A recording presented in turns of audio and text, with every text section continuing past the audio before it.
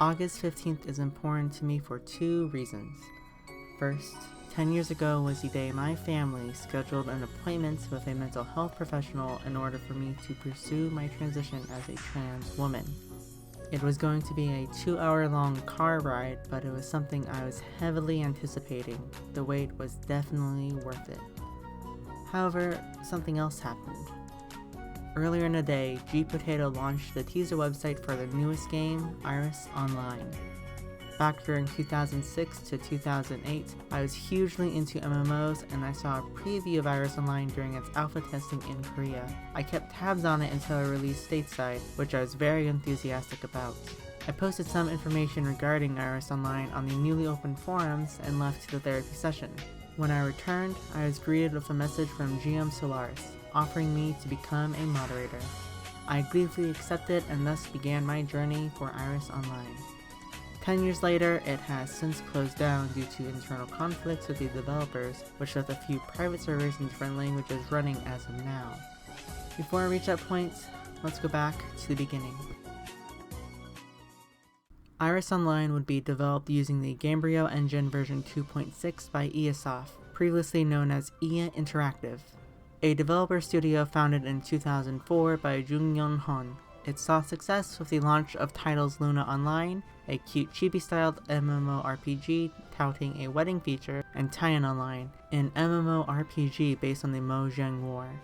Both of these titles would see release in 2007 in South Korea. However, during Luna Online's development phase, they would hire someone by the name of Junpong Lee, who is better known as Lee Goons. He would be the art director for the game after gaining critical acclaim for winning awards on game design pitched to several contests, most notably for his recognizable style that would appear in several games. Eyasoft appointed him as art and design director for Iris Online alongside project leader Lee Bub-suk in May 2006, where Eyasoft established Iris Studio with 30 development team members. They would produce a prototype in November of that year before finalizing closed-door testing. However, as development for Iris Online started, a contest was being held by South Korea's Ministry of Cultural Affairs to pitch an entertainment idea in various media to spread the culture of South Korea to the world. Lee would create a passion project of his known as Helenesia Story. This would be a pet-raising MMORPG in a sense, where your character is a feline human based on different breeds of cats. You can raise these cats to become feline humans as well, aka a cat-girl simulator.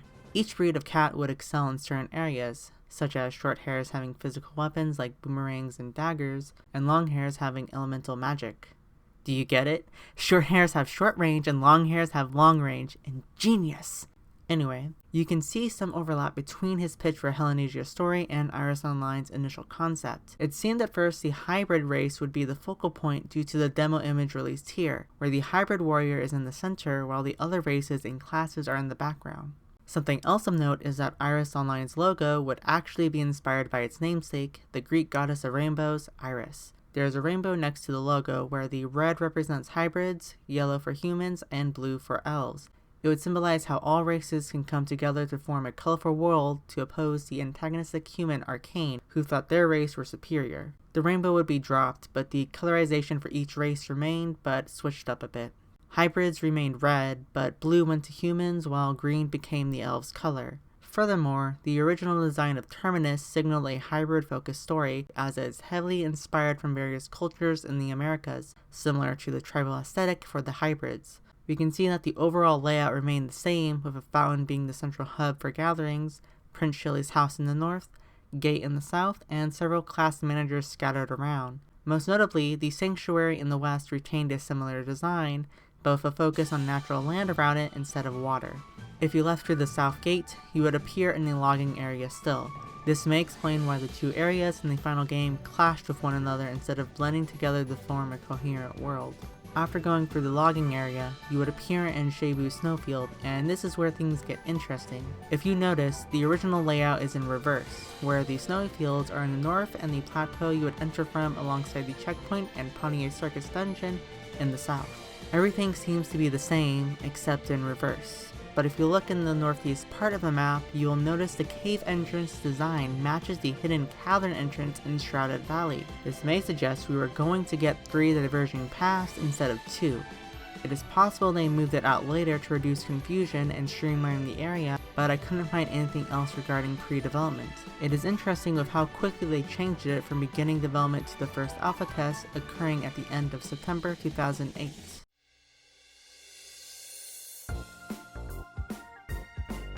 As a preface, Eyasoft saw how several sites were becoming popular with hosting their own games. Previously, many MMOs would either be hosted on their own sites or channeled through a game portal. Some companies like NHN, Nexon, and Galanet would host their own games on their own game portals, but still have other games on there to drive revenue.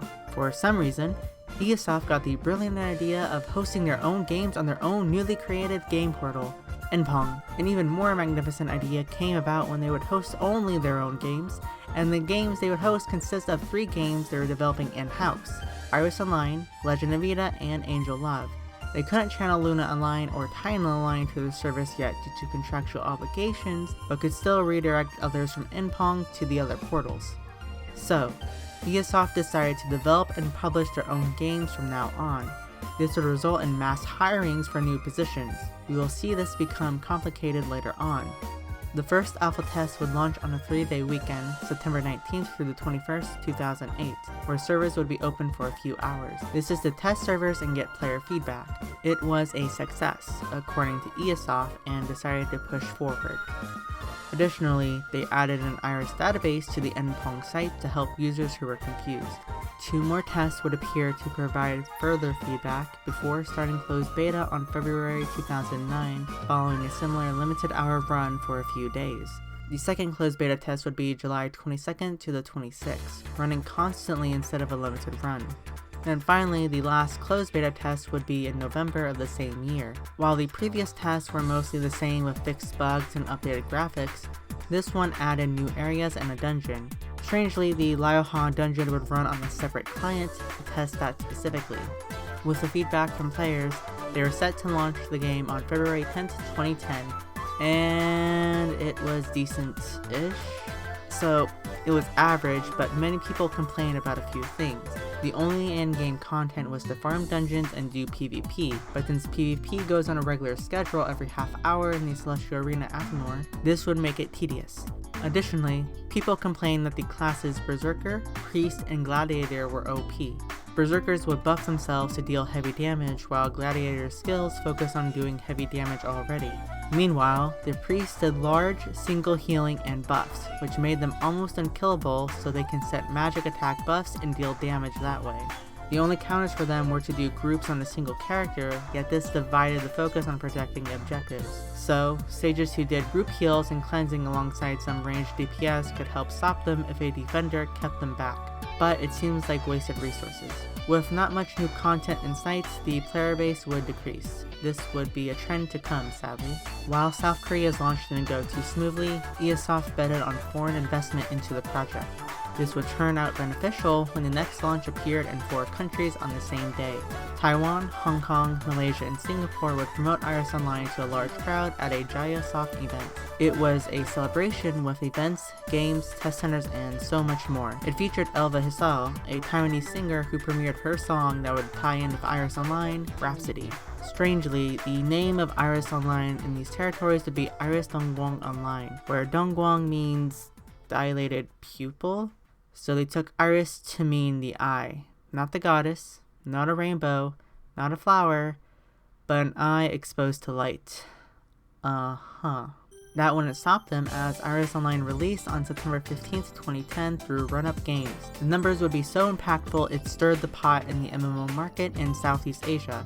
Previously, World of Warcraft was the most played MMORPG in these areas, with Lineage close behind, as numbers would be reported weekly on Gamers.com Taiwan. Iris Online would be one of the few games to dethrone World of Warcraft from its seats because it saw huge numbers.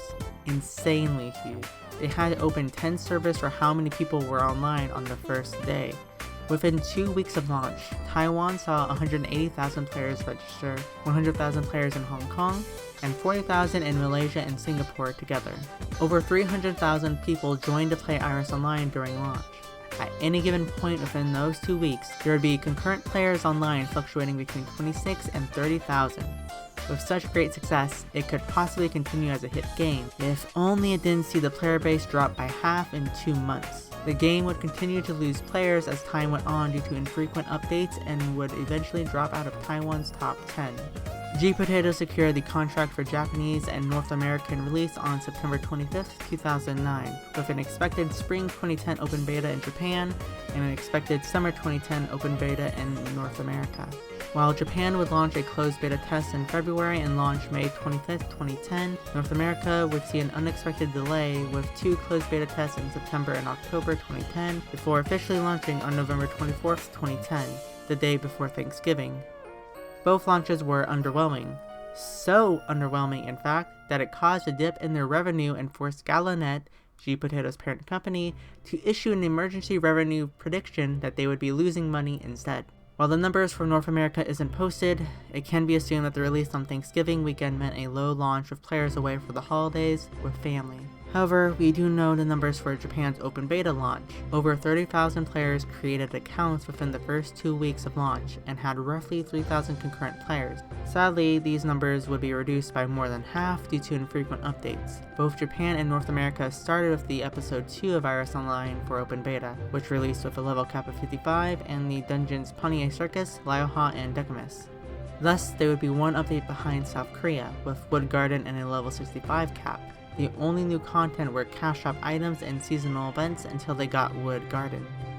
This would cause a decreased player base and would be one of the reasons for Iris Online's closure in Japan, Brazil, and North America. Something else to note is that the Japanese release tried a similar approach of Southeast Asia, where they advertised it with multiple media formats. They hired 3 idols from AKB48 to present the game, where there would be characters in the game to offer quests. Plus, they hired Jin Tatsumi to create a manga of the series. I remembered reading it on the Japanese sites, but I could not find it anywhere else online. So maybe Tatsumi-sensei has it saved somewhere, but he doesn't appear to be active.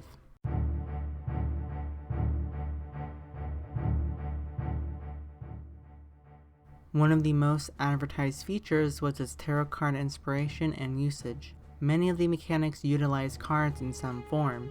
You would need to craft cards to use to enhance your armor and weapons. Then you can collect cards to match with blueprints to create temporary buffs. Finally, you can collect cards as drops to transform or summon monsters. This would be the selling point of Iris Online, Yu-Gi-Oh! The MMO, including high-priced microtransactions. Anywho, there would be 3 races split into 6 classes.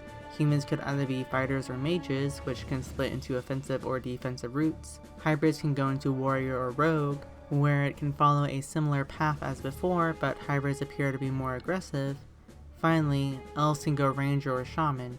You can see some overlap of classes as for names and other versions are the same, such as rogue and ranger being classified as agility. The stats would follow a randomization process to check for damage, which fans claim is absurd since it can ruin runs if the random numbers is large enough. Furthermore, each stat contributes to each stat in some way. If you knew the numbers, you could strategize your build significantly and demolish the competition. Next, Iris Online praises its themed dungeon instances as a selling point with the tarot card theme. Each dungeon is symbolically linked to a tarot card specifically, where each boss represents a position in some form. The first dungeon is Panye Circus Troupe, which is based on the Magician tarot card. As the dungeon is based on a magician, many of the enemies deal high magic damage and appear fake as one of the reverse options of the card. The next dungeon is Lioha, which doesn't have the theme explicitly stated like the others, but I would presume either the star or the world is its themes. The third dungeon is Decamus, representing the Chariot tarot card. Many instances revolve around charging in and having timed events, where if you didn't kill them quick, they would become insanely difficult to beat. The fourth dungeon is Wood Garden, based on the Strength card. The dungeon is filled with monsters that can deal strong single target attacks or use DPS tactics to whittle away at armor, while also providing statues to give themselves buffs to increase their literal strength. The final dungeon added was Lost Temple of Atlantis, based on the Moon tarot card. The English name is weird since the other servers label it as the Moonlight of Elwell, named after the jewel causing havoc in the dungeon. While the moon shines above the map, some monsters associated with the moon, such as a werewolf, appear. The overall theme of this dungeon is relating to the card's upright position foretelling deception as the monsters awaken and don't appear as they should be. Strangely, during open beta before the release of Decamus, they advertised themed dungeons' special properties. The ones they mentioned specifically were the Wheel of Fortune, the Tower, and the Lovers. The Wheel of Fortune would have rotating rooms and loot tables that would need to be completed to reach the final boss in a different order. The Tower would be an ascending dungeon where it becomes stronger, but parties would need to make drastic decisions. Finally, the Lovers was a heavily teased one where it would be a 2-player dungeon that required a male and female character to complete. One dies and the dungeon ends. They would keep talking about this, but it never appeared, and the game files didn't have a suggestion of it existing either. This would be a broken promise, and would be a trend of what's to come.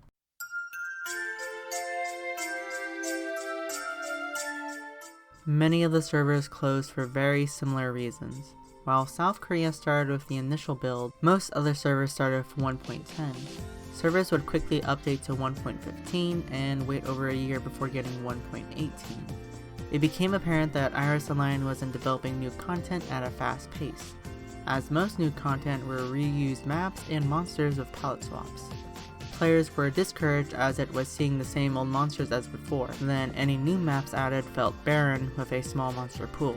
Additionally, since PvP was one of the post-game features, it died quickly because of how it was set up. Since it was split into 4 factions, people would need to queue with other players from the same faction before facing off one another. If not enough people filled it, it would try again later. Since people didn't feel like waiting, they would not join the queue and that mode died quickly.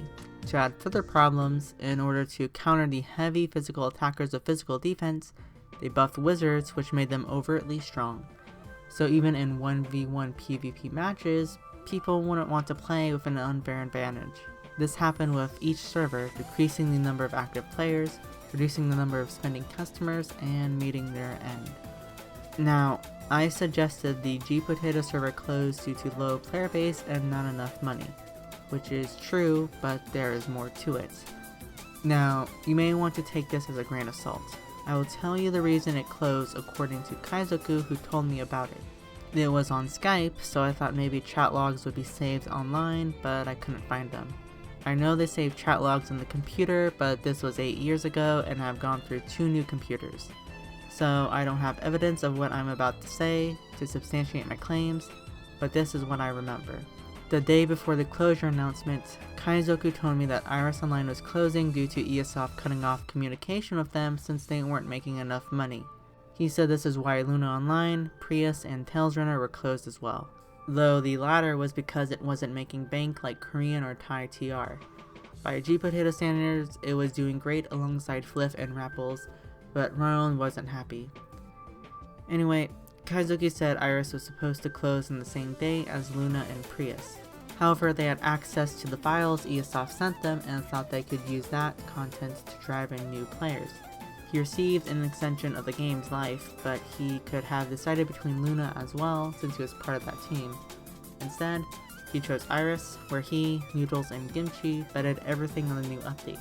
It was average and better than the past year, but Eyasoft wouldn't budge. Thus, they had to close the game to maintain costs and not waste servers.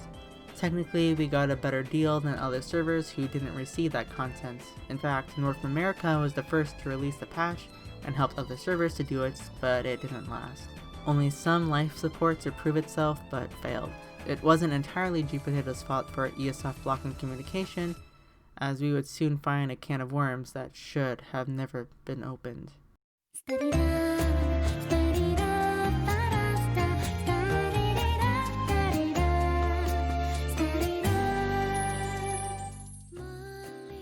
Let's go all the way back to Eyasoft's history. Due to Luna and Titan's projections being insanely positive, they started mass producing new games. Thus, they hired a myriad of people to surpass 300. They had 9 teams working on different games, while a larger team consisted of resolving issues for live games. The 9 teams were Studio 1 working on Blitz Online, Studio 2 working on Luna Online, Studio 3 working on Legend of Vita, Studio 4 working on Hero of the Obelisk, otherwise known as Dungeon Hero, Studio 5 working on Project E or Epsilon, Studio 6 working on Mogu's Online, a martial arts game based on a novel, Studio 7 working on Go Online, a traveling RPG game to see new vistas. Studio 8 working on Project Hawaii, supposedly titled Luna Pets, a pet racing simulator game. And Studio 9 working on Project The Light. Apparently a 10th studio was working on a realistic third-person shooter, so here are some assets of it that I found. Although each studio had a number, they took the name of the project as a studio, such as Studio 2 becoming Luna Studio. Now, notice something missing? That's right. Iris Online wasn't developed by a single team. Instead, it was developed by multiple people on teams 1 through 8. While some teams and other studios may share some members, such as artists on 2 teams or writers on 3 teams, they split the work amongst employees as they were projecting Iris Online to be their next hit. This is their Iris Studio, a conglomerate of all their other studios. This is why there is the first story in the title. It is because they planned for a sequel like they were planning with Luna Online with Els. Also, remember how I mentioned Eyasoft proclaimed having 300 people in the company? Those numbers weren't lies, as they did have 300 people, yet they would always report to South Korea's Ministry of Labor and Employment of having roughly 180 to 200 employees. Why is that? Because the ministry was looking for paid employees and how much the company paid to their employees overall. But how could that be? Where are those numbers coming from? Well, roughly a third of the people working were unpaid student interns coming from universities. They got a lot of free labor to contribute to their projects without needing to spend much money except for lunch. However, things only get much worse. During Iris Online's South Korea release, they advertised in events for players to become part of the Iris Online team. You can achieve your dream of becoming a game developer by playing their game. There are 2 parts to this. One was where someone would be hired to work and run the Iris Online fan pages with a 100 million won salary, which is roughly 80,000 USD at the time. Then, there were the runner-ups. Around 50 players were given the title Pioneers and were able to log into test servers to test new content. In reward for their service, they were gifted premium items on their live service accounts. This appeared as a special privilege to the players, so they called out the community managers. The managers didn't respond to the players' complaints at all, and the player base would decrease dramatically. Eventually, news came out that the game developers were serving as managers and customer support for Eyasoft's game portal. This would increase the workload dramatically and create conflicts in the environment. It would go all the way back up to Eyasoft's CEO and founder, Jung Han. According to employees, he repeatedly mismanaged the company by placing the employees in several positions they were not suited for. Additionally, when creative conflicts came about, he would switch employees from different teams and make matters confusing on which team they were actually working for. However, this all came to the forefront in mid-2011, when employees were not receiving payments. Apparently, Eyasoft ran out of money due to their estimates of overseas funding being off. Since they were not receiving enough funds from overseas, they stopped communication with all parties in early 2012 due to contractual obligations. However, this would result in many employees leaving the company because they weren't getting paid. It seems only 3 teams remained after this occurred, that being Hero of the Obelisk or Dungeon Hero, Luna Pets, the presumed title of Project Hawaii, and Project Delight. Thus, all of their projects were abandoned, where Eyasoft reorganized the teams with what they had left. Some of the teams that left would create new studios. Luna Online's team was working on the sequel Els Luna Story, and they went to form BH Games, where they reworked it into Luna Moonlight Thieves. Mugyuk devs would form 2B Games. The creator and producer of Project E would use the build he had to launch it as Project D on Steam, and the developers of Project Delight would go on to form Lion Games.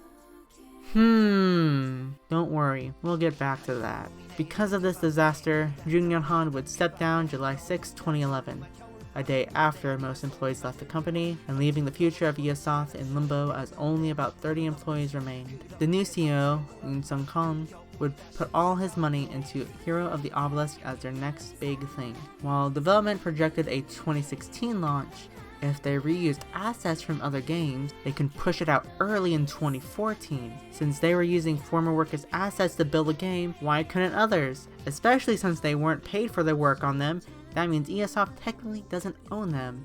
Well, a shitstorm was about to occur, as Lion Games kept teasing their project to rival Blade and Soul, focusing more on the soul. They would reveal their new project at the end of 2011, Soulworker.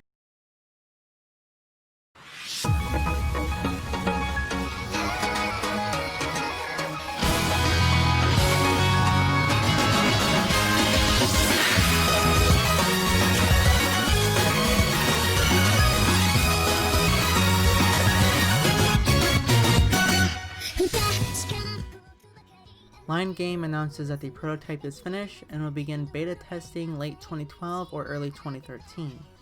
It looks so sleek and polished. Pretty impressive for a company that launched 6 months ago. Huh? What's that? Oh yeah, Eyasoft sues them. The CEO claims that Lion Games has 21 of 28 employees that were on Project Delight working on Soulworker. These numbers are a bit wonky, as some say it's 10, others say 19, but apparently some of them left, but some did return. Anyway, they claim Soulworker infringes upon their rights by stealing their content. The game plays like Project Delight as a beat 'em up, the designs are extremely similar, uses the same characters, the atmosphere is identical, etc. One was about a school full of espers learning to harness their abilities, while the other dealt with demons from another world destroying the world. You know, original ideas. Lion Game founding member Na Dong-hyun and Cho Hyung-ho says that it is different from Project Delight, as it is in a different setting and the designs are different. It's because the artist drew the same piece of artwork. I mean, look, different hair colors. Eh? Plus, you don't know if any of us have the Project Delight assets. It's not like these fucking CEOs, man. I can't take how fucking stupid they are.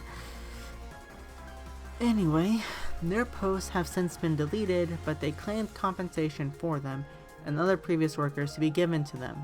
Since Eyasoft was losing money, it seemed unlikely, but they still had Project Delight in their development query. However, 2012 and 2013 came by with no test or release of Soulworker in sight. Did Eyasoft actually win the legal battle? Well, maybe yes and maybe no. Apparently, Eyasoft did pay Lion Games employees that previously worked for them in 2013. However, this resulted in internal conflicts and pushed Soulworker back. I don't know what the internal conflicts were exactly, but if I had to guess, they needed to scrap the build of Eyasoft-owned assets since they were paid for the work. Thus, they had to start over or at least restructure how things went, which may explain why some things in the prototype changed drastically to the final release. Some characters remain, which may have been something they bought the rights for, but there isn't any info on that. With that out of the way, Eyasoft can put all their money into one last thing, Dungeon Hero. I mean, Hero of the Obelisk. It was a flop. After this, there were no signs of Eyasoft and it seems like they have dissolved. Quite lackluster of an ending, since they try to use old assets for their new games. Funnily enough, developers that left Eyasoft prior started using assets from Luna and Iris in their games. This is because in order to gather funds, they sold them to developers inside and outside the studio, but it didn't help them in the long run. Yet, with Eyasoft gone, what would happen with their properties? Luna Online Reborn launched on Suba Games in 2016. Legend of Eda tried again with a speed version, but that was closed as well. I don't know if they had support from Eyasoft or not, but it seems unlikely. Furthermore, mobile versions of Luna and Iris with the addition of M appeared on mobile stores, but they were different. Lower quality graphics of similar models and characters with map layout changes about, yet still an MMORPG. A Japanese version launched in 2016 but closed shortly after, while an English version launched April 7th, 2017, only to shut down a year later. Funnily enough, this was titled as Light of Iran and showed many things were changed, such as character names, stories, and skills. These were launched by Poo Poo Games. But then NC Taiwan, remember the area where the game beat World of Warcraft in player base, published it where they advertised this fact as part of the mobile launch. IrisM launched in 2018 before shutting servers down March 20th, 2020.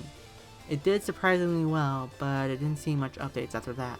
Plus, there was another mobile game called Iris Mysterious Wizard, published by M2 Story, where it had art of Iris Online being used as monsters you need to help the magician reclaim and return to the Book of Iris.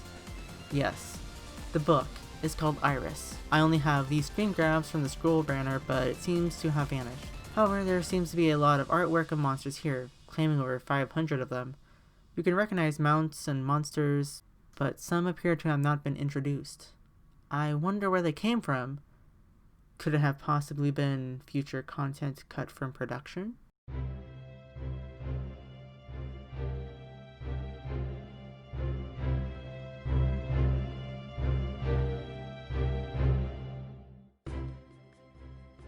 So, I have been holding on to this information for a while and I can't wait to share it with you.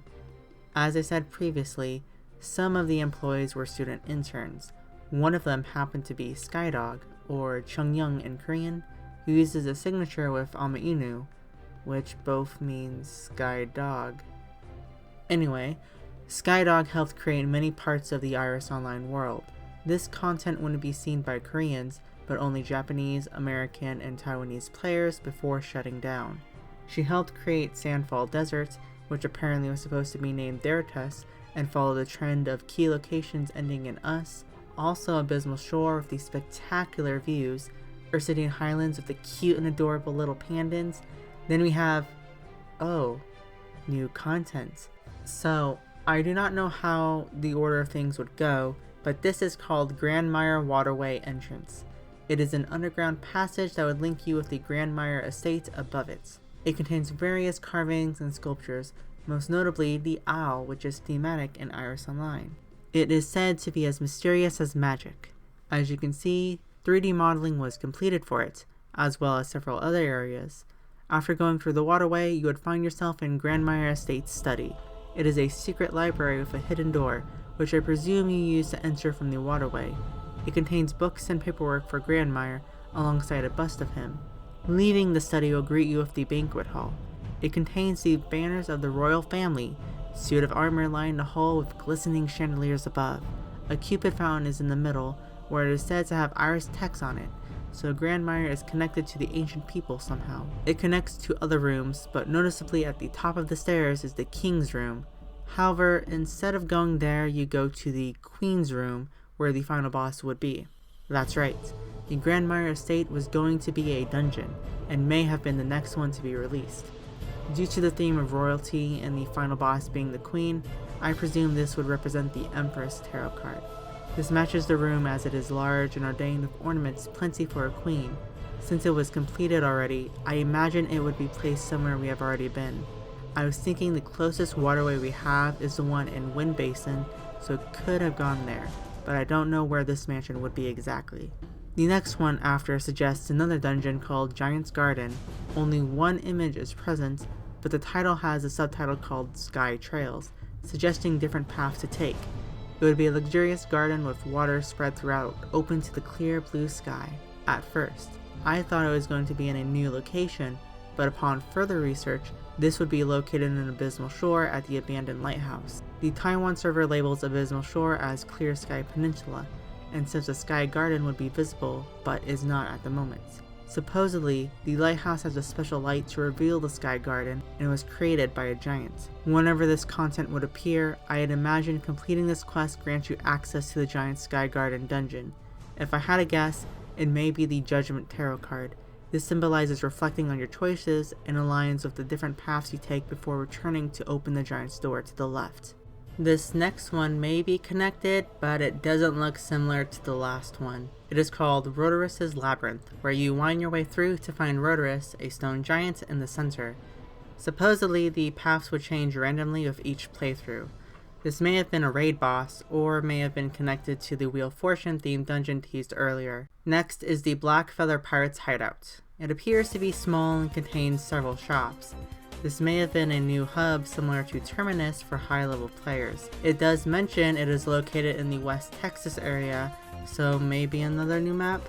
I'm not sure, but it seems to be connected to the Red Bandana Pirates attacking Desert Sandfalls and Pandan Cove, so maybe we came here for reinforcements? Then if you look closely, you can see docks leading out, which goes to the Rebel tribe ship. I think her name is a combination of rabbit and rebel due to the rabbit ears with bandana on them. No details are really given except for design influences. Finally, we have two images of the themed dungeon based on Snow White and the Seven Dwarves. There would be a day theme for Snow White and a night theme for the dwarves. The comment says it would play like a musical stage and you would fight along with the music. If I had to take a guess, this may be the Lovers or the World. I say the Lovers because it is one dungeon with two designs, and it seems like only one entrance. The Lovers dungeon, where a couple fights that they kept talking about in press releases, would likely need to be a small area, possibly with waves similar to Dimensional Rift. Additionally, Cupid and the constellations are seen in the ring around it. both revolving around love and fate. The other option would be the world, because the subtitle is Loop of Memory, the loop referring to infinity, where only 3 cards possess it: the Magician, the Strength, and the World. The former 2 are already dungeons, so this would leave the world. There is symbolism of the infinity symbol spread throughout the design, plus the dungeon has 2 maps but mentions the musical aspect. I think it is a timed instance attuned to a musical or play, where we would see the sun and the moon rotate out with new monsters coming out with each switch. This helps further explain the world and the infinite loop for this map, as it is referencing the cycles and revolutions Earth goes through. Now, here is a scroll through of released and unreleased costumes for Iris Online from Skydog and Enoch Lee. I'm going to talk about private servers.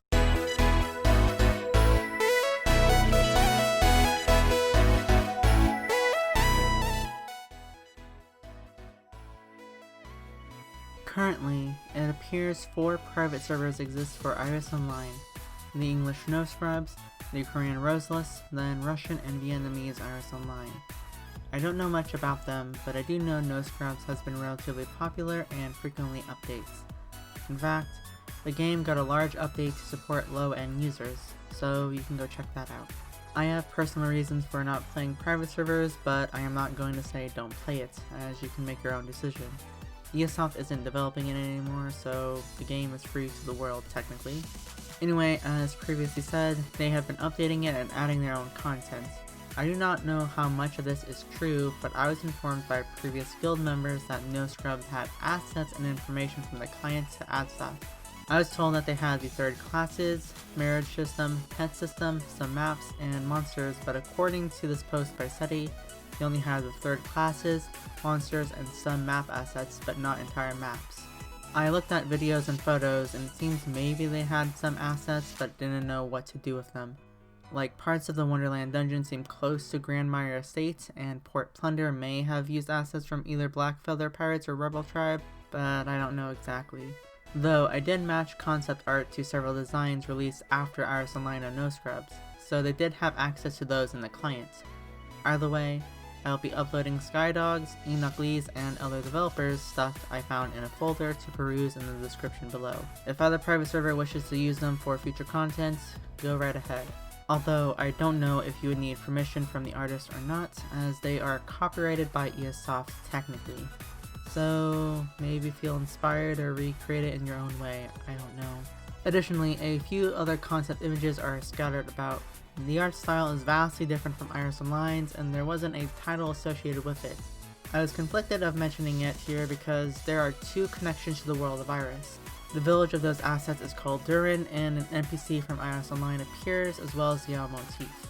The latter reason could be a coincidence or used as a reference, but the fact these assets take place in Durin is interesting. I didn't realize it at first, but Durin is where Arcane became ruler, so we may have encountered him here if it is connected to Iris Online.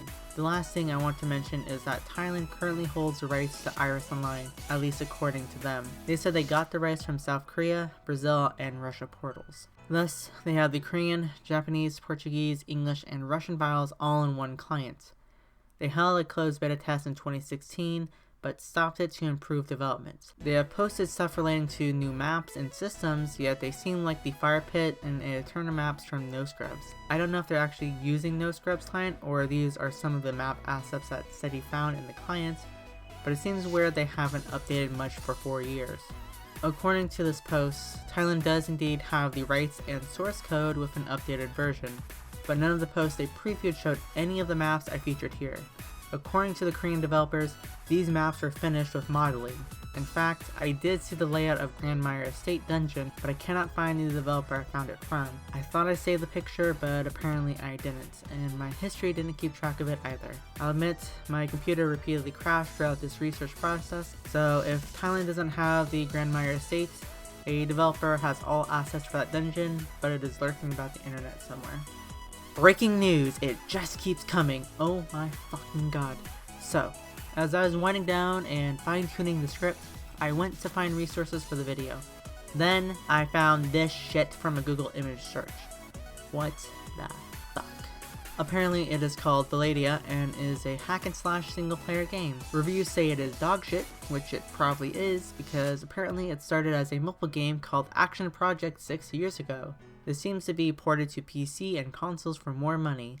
It is developed by Ganitani, who the publisher says they bought the license, which I don't doubt since we have proof of that. Because Eyasoft sold assets of Iris Online to so many people, developers can just use them again and again.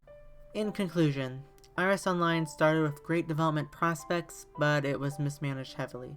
The game rushed out content but didn't space anything out to keep people interested. When new content was reused and models instead of promised dungeons and systems, people left in droves.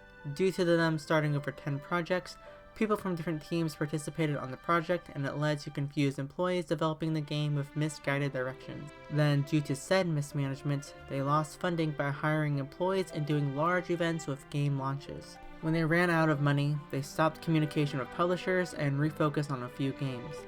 In order to recoup money, they sold assets to other developers, which meant many games having the same or palette-swapped models of Iris Online.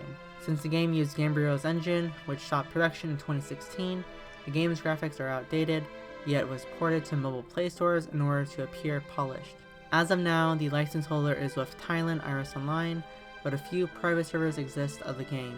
It is a shame to see Iris Online go down this path as it had plenty of potential. Maybe it was fate, as foretold by the tarot cards, that would meet a grimly demise. Thank you everyone for watching this video. I greatly appreciate the fact you took the time out of your day to watch it. Thank you from the bottom of my heart.